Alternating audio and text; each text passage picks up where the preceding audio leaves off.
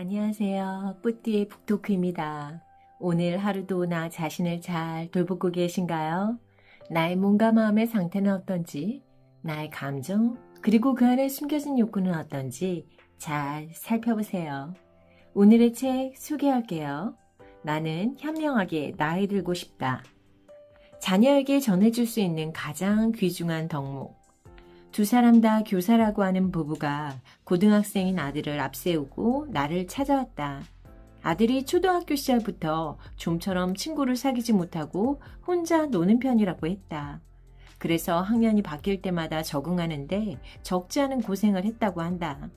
그래도 공부를 잘하기 때문에 고등학교 졸업은 무사히 하리라 믿었는데 어느 날 아들이 더는 견딜 수 없다며 퇴학하겠다는 의사를 내비쳤단다. 나는 그 아들을 상담하며 그가 친구를 사귀지 못하는 이유가 도대체 무엇인지 살펴보았다. 아니나 다를까 그는 도통 사람에게 관심을 두지 않고 오로지 학업 성취에만 열중하며 지냈다. 사람이 사람답게 살기 위해서는 직업적인 능력과 관계적인 사회성 두 가지를 겸비해야 하는데 그에게는 둘 간의 불균형이 심하게 나타났다. 어렸을 때 딱히 돌봐주는 사람 없이 그저 학원으로 내돌리며 자랐던 탓이지 싶었다. 그 아들은 친가나 외가가 모두 지방에 있어서 조부모의 도움 없이 자라 어려서도 늦도록 어린이집에 머물렀다. 초등학생 시절에는 방과 후 부모가 퇴근할 때까지 주로 학원에서 시간을 보냈다. 간혹 집에 혼자 있을 때는 책 읽기를 좋아해 책에 몰두하며 지냈다. 그런 환경에서 대개의 아이들은 핸드폰이나 게임에 빠져 지내는 편인데 아들은 그렇지 않고 책에 파묻혀 지내니 부모는 안심했던 것 같다.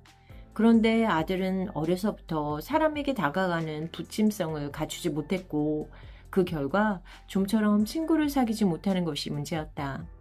부모 역시 이러한 점을 걱정했지만 그래도 아들이 우수한 성적을 받아오니 내심 기뻐했다고 한다.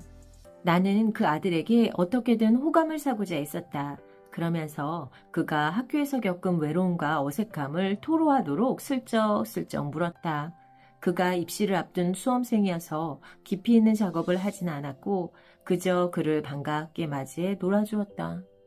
그의 부모는 아들이 상담을 마치고 오면 상담자와 무슨 이야기를 나누었느냐고 꼬박꼬박 물었던 것 같다. 그러면 아들이 나와 나눴던 이야기를 해주곤 했는데 그의 부모는 상담자가 도무지 자기 아들에게 별다른 처치를 해주지 않는다고 여겼는지 어느 날 내게 물었다. 일단 아들이 퇴학하겠다고 말하지 않은 게 상담 덕분이라고 생각합니다만 어떻게 해서 마음이 가라앉았는지 궁금하네요. 예, 학교를 그만두겠다고 말하지 않아 다행입니다. 죄송하지만 어떻게 해서 그 애가 마음을 돌리게 되었는지 궁금합니다. 제가 들어보니 선생님께서 별다른 말씀을 하신 것도 같지 않은데. 아, 제가 아드님에게 아무것도 하지 않았다고 보세요? 아니, 그게 아니고요. 그 어머니는 자신의 말이 내 공로를 인정하지 않았다는 말이 아니라고 극구 설명하며 당황해했다. 그러면서 덧붙이기를 사실 자기가 몇 해 전에 교육대학원에서 상담심리를 전공했다고 한다. 그래서 상담에 대해 어느 정도 알고 있어 어떻게 해서 자기 아들이 마음을 돌렸는지 호기심 차원에서 물었다고 완곡하게 말을 돌렸다. 그녀에게 나는 이렇게 말했다. 사람은 누구를 막론하고 자기가 좋아하는 사람의 말은 듣는 편이죠. 그래서 제가 아드님에게 적극적으로 호감을 표현했고 그것이 받아들여져 제 말을 귀담아 들었다고 봅니다. 아, 예. 이야기가 나온 김에 나는 그 어머니에게 부모 노릇에 관한 내 소신을 들려주었다. 부모가 자녀에게 전해줄 수 있는 가장 귀중한 덕목 중에 하나는 사람을 좋아하도록 해주는 것이라고. 양육 과정에서 사람과 교류하는 게 그 어느 것보다 좋다는 것을 경험하도록 해주면 그 자녀는 어디에 가든지 사람에게 스스럼 없이 다가가고 그 덕에 호평을 받기에 마련이라고. 그러자 그녀는 어떻게 해야 사람이 좋다는 것을 자녀가 느낄 수 있느냐고 물었다.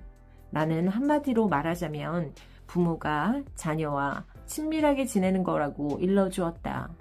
부모와 가깝게 지내면서 마냥 든든하고 좋다는 것을 경험한 자녀는 밖에 나와서 그러한 경험을 확대해 간다고.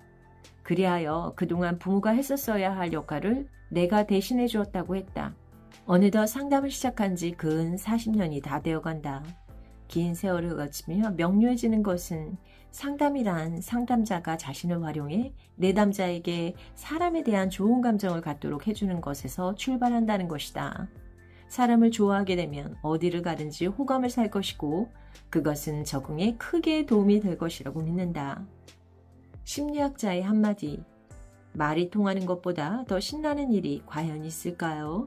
그러므로 같은 언어를 쓰며 교감해주는 측근이 가장 소중한 존재입니다. 여러분은 어떤 생각이 드세요? 사람을 좋아하는 것부터 좋아하는 감정을 갖도록 해주는 거에서 모든 것이 시작한다는 거 맞지요? 저도 그렇게 생각합니다. 그런데 저는 사랑받은 느낌이 충분히 나야 한다는 생각을 해요. 사랑받은 사람은 사랑받은 에너지가 느껴져서 상대방에게 그 부분이 호감으로 작용하는 것 같아요. 그래서 내가 자녀를 충분히 듬뿍듬뿍 사랑을 주는 게 필요하다고 봅니다. 사실 저 이 부분에서 많이 반성하게 돼요. 제가 제 자신을 사랑할 줄 몰랐고 제 안에 사랑이 넘치지 않았거든요. 자녀를 차가운 사랑으로 키웠던 것 같고요. 그래서 이제라도 바뀌려고 노력 중인 거죠. 가족 간에는, 부모 자녀 간에는 그 무엇보다도 따뜻함이 제일 중요하다는 거 우리 가슴속에 꼭 새겨야겠습니다. 그럼 오늘도 내가 자녀에게 어떤 따뜻한 사랑을 보여줄지 고민해 보시고 행동해 보시기 바랍니다. 일단 안아주고 따뜻한 눈빛부터 보내는 게 우선이겠죠. 항상 내 아이를, 내 남편을, 내 가족들을 따뜻하고 사랑스럽게 봐주세요. 물론 나 자신을 따뜻하게 봐주시는 것도 기본이랍니다. 그럼 오늘 하루도 충만하게 보내시고요. 다음 시간에 또 만나요.